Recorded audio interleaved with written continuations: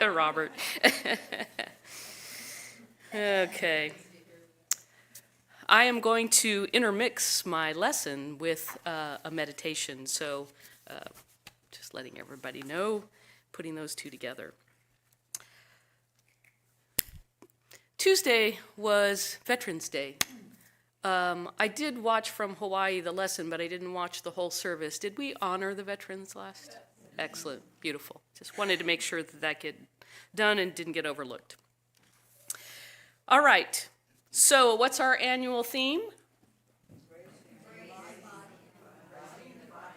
The 3 E's, engaging, embracing, and embodying the divine.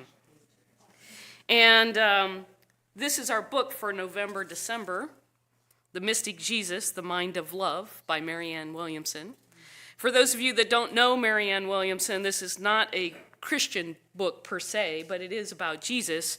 Marianne Williamson is a teacher and student of the Course in Miracles, and so she does metaphysical interpretations speaking to Jesus and his message. I love the fact that one of the first things she said, if Jesus came back today, he'd look just as radical as he did then. I loved that. Today's lesson title is Surrendering to the Spirit that Lives Within You. And the purpose for today is to talk about releasing the ego-driven striving and move into the effortless embodiment of the divine that is already within you. So with your eyes open, I want you to just take a few deep centering breaths.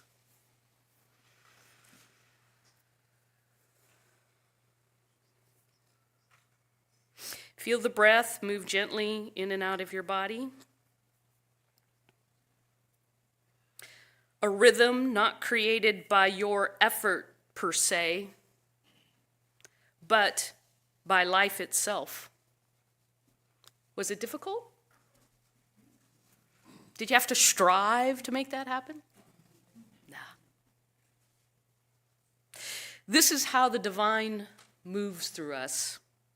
Naturally, consistently, lovingly, all the time. Did we learn that way? No. Most of us might have grown up where when we talk about spirit, the divine, universal source, whatever word works for you, we're thinking about something outside of us. But really, the presence, the divinity is within us. And our annual theme called us to engage, embrace, and embody that divine.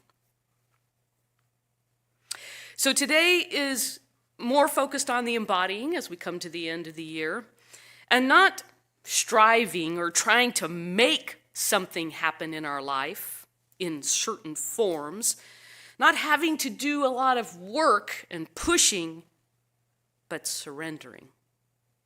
Surrendering to the love that is in you. Now, of course, we begin by engaging by opening our awareness to the infinite presence that is in us, as us, through us. We embrace that essence by being and letting our being, the life that's running through us, open our hearts and our minds, our consciousness. We become aware of the experience of life that happens each time we breathe. Are we beating our heart? No, life is supporting us. We don't make that happen. And then we embody this presence by letting it live through us, through every breath and every action we take. I have a slide number 1. I thought we might repeat this together, if you will. I surrender not to something outside of myself, but to the presence that already lives, moves, and has its being as me. Do we usually make our spiritual practice that easy? Not that discipline's not important, but many times we are striving, making effort to make things happen. Now, each of us are on our spiritual path, or we wouldn't be here. And the truth is, even those that aren't here are on a spiritual path, whether they know it or not. And I assume because you're here that you have a commitment to grow, to learn, and to express the highest version of yourself, the capital S in you. That's the engaging part, choosing to say yes to the call of the divine to move closer, to connect more with that presence that is already within you. Now, when we try to make a spiritual life happen, we tend to want to try to manage the things in our life. People, relationships, jobs. What else do I have here? Money, governments. Yes. We want to manage the world. All 8 billion of us, or whatever the number is.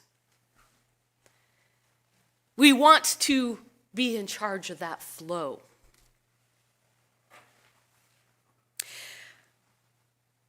Listen carefully. Beloved, you don't have to carry me. I am carrying you.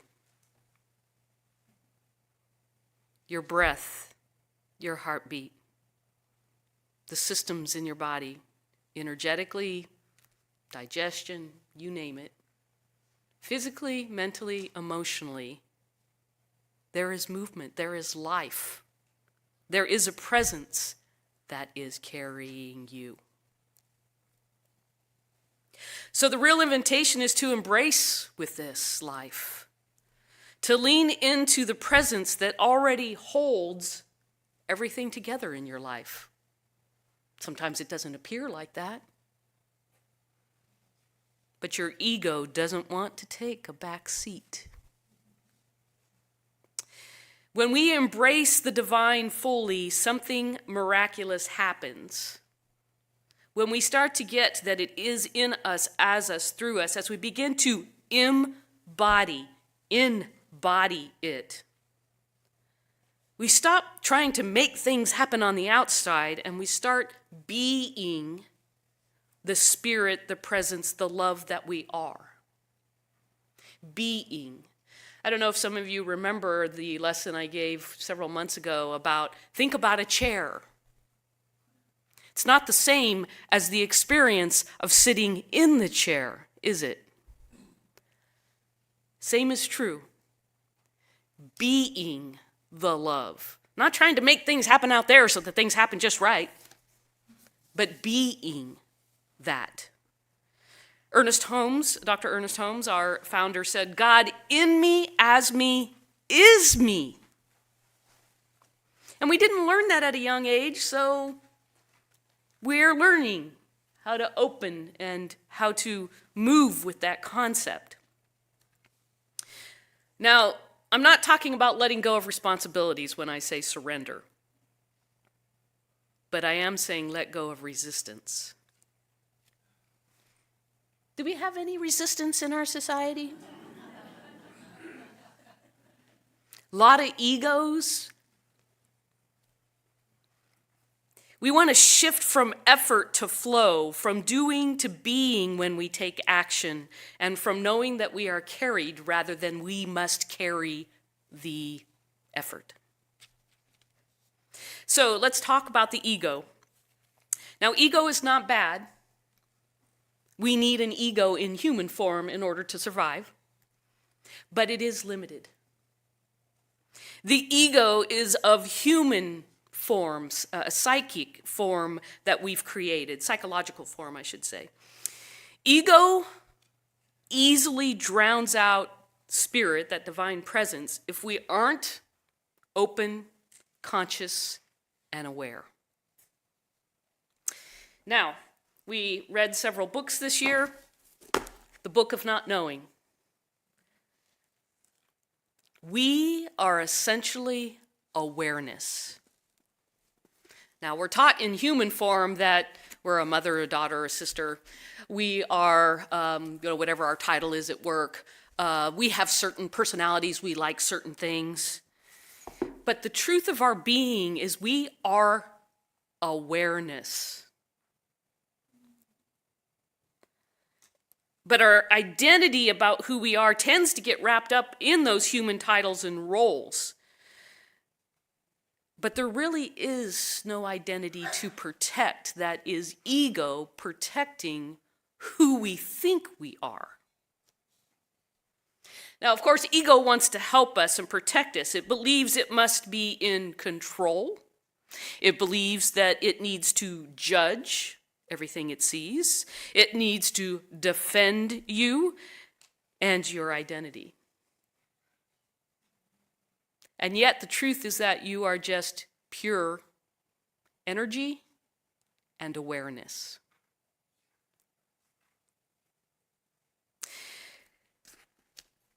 Ego thinks it already has all the answers. All your beliefs are sitting on the shelf and the ego's just regurgitating them back to you. Ego thinks it knows more and knows better. But again, the book of not knowing talks about how much we shut down when we think we already know. It really just keeps us from staying open and learning more. And in the book, he tells the story of the Zen master who's meeting a PhD professor. So the PhD professor comes to the Zen master, they greet one another, they sit down for tea. And the Zen master keeps the teapot and he starts pouring the tea into the professor's teacup. And he keeps pouring, and then it spills over, and he keeps pouring, and it spills over, and he keeps pouring, and it spills over. And the professor's like, what are you doing? And he says, well, you came with your cup full. There's no space to learn. That's how we function usually in life. I already know. And we are therefore shutting ourselves off to learning and becoming more aware of other truths. Ego thinks it needs to fix things. We had a great conversation in the practitioner class that we're having about even for the homeless. It's not true of everybody, but some of them prefer that because life is too complicated to live differently. But yet, we all want to fix people, problems, issues. And the ego also thinks that in order for us to be valuable or worthy, we have to do things. Ego can keep you from your own heart and keep you from love, both giving and receiving. Now, I have to say, if you're triggered right now or arguing in your mind, that's your ego. Ego thinks it's in charge and says, if I don't hold it together, things might fall apart. But if you surrender to spirit, to divine love, to the presence within you, if you let go, you'll discover presence has been holding you all along. Surrender to that divine love within you and let go of the resistance you carry around with you. We resist a lot of love. Somebody could offer you a suggestion and you could get triggered. It's a suggestion. Take it or leave it.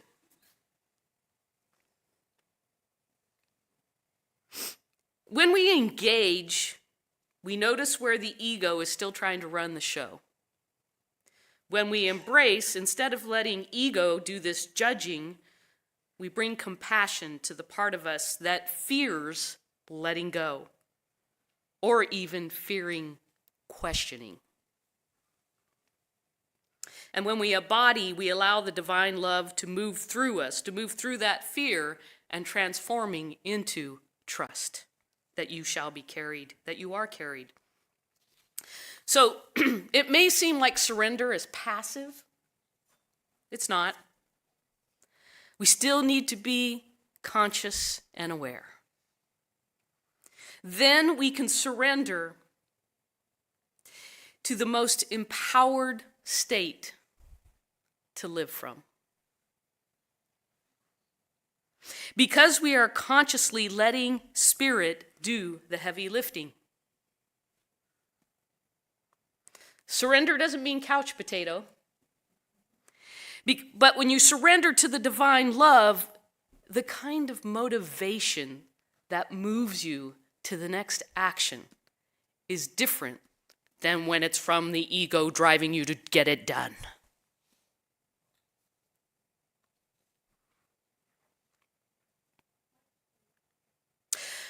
Dr. Ernest Holmes said, "We are not limited by actual boundaries. We're limited by our false beliefs."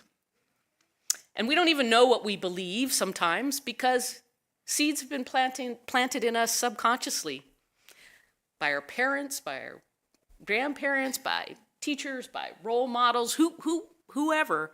When we were young, we didn't have the power within us to say no to that and yes to this. Limited filters. And so there are things that somebody may have told you a long time ago that's in your subconscious that you react to. And until you become aware, you'll continue reacting. One of the beliefs that is false is that we are separate from the very power that sustains us, and why the ego has to do the work.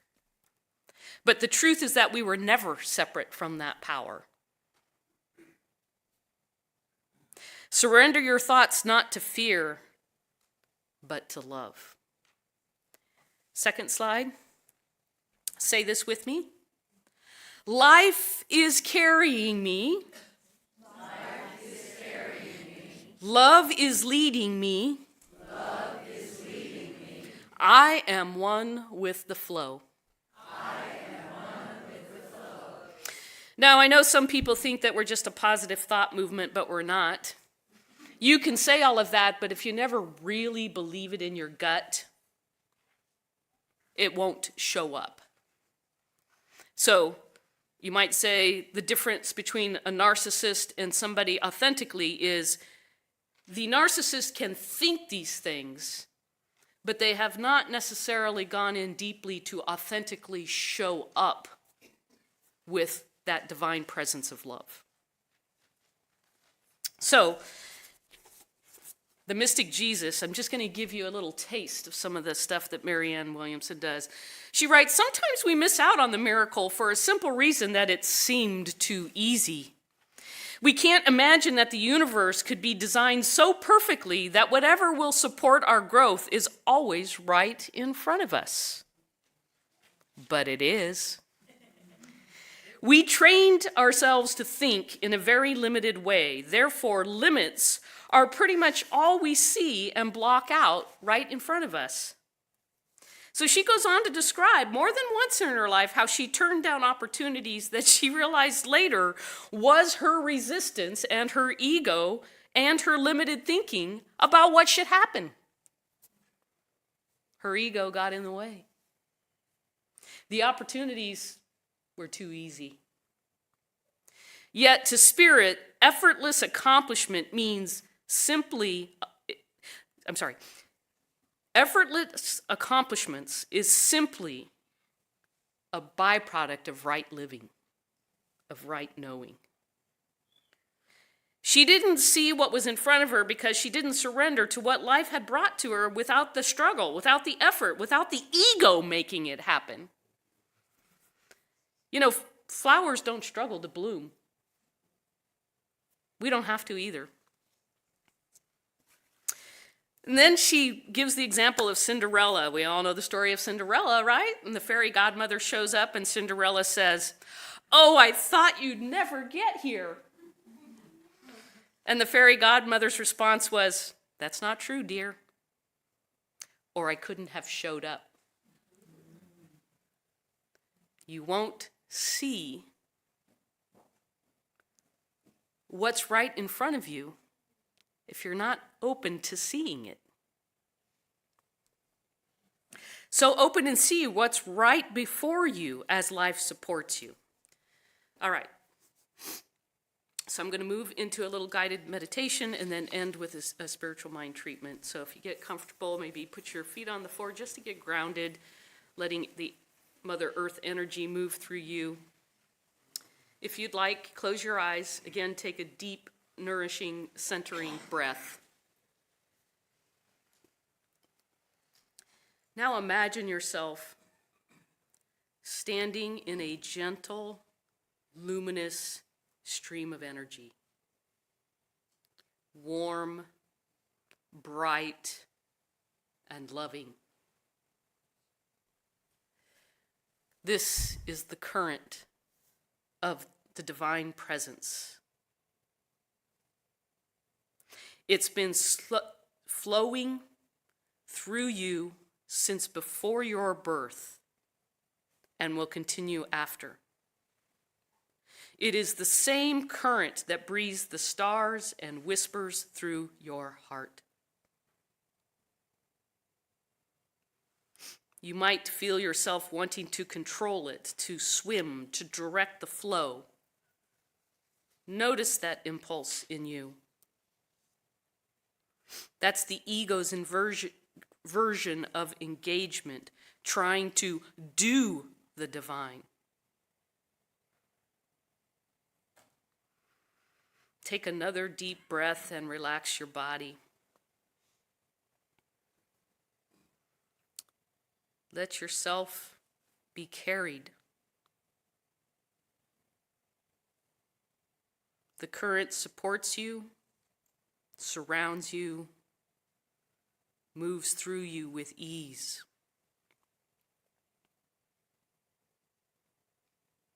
This is embracing, trusting the presence to hold you completely.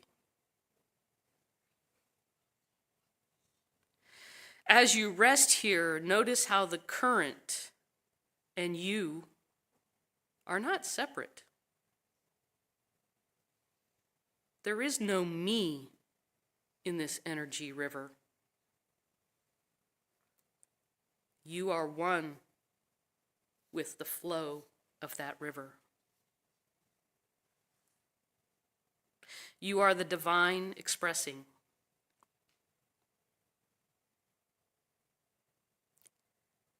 This is the embodiment. Knowing yourself as the living presence of God, Spirit, or whatever you'd like to call it. Whisper inwardly to yourself, Spirit is right here, breathing, moving, being me. Spirit is right here, breathing, moving, being me.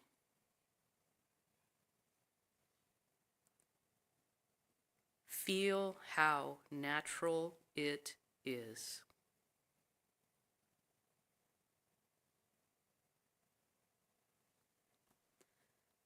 You are the ocean becoming aware of its own wave. Take a deep breath. Feel your feet on the floor. And open your eyes when you're ready.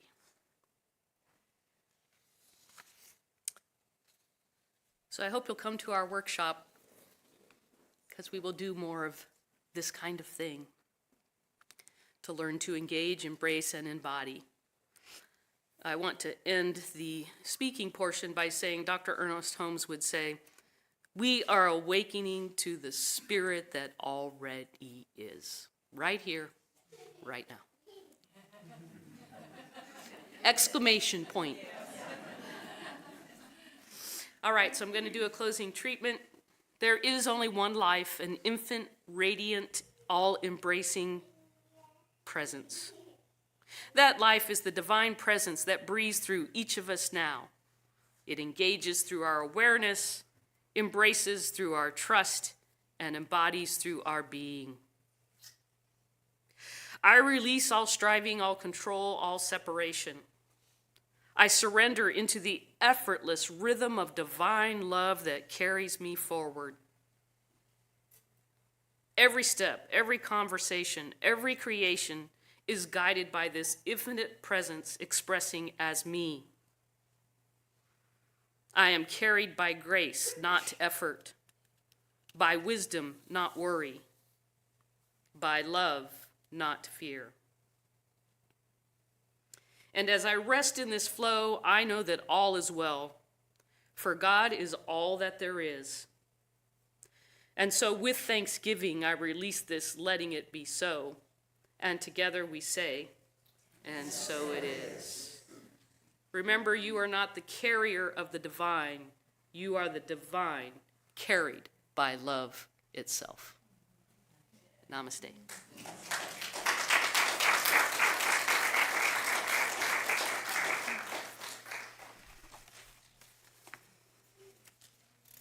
Alice, would you like to top that off for us? This one is called Spiral Dance. Spiral. Spiral.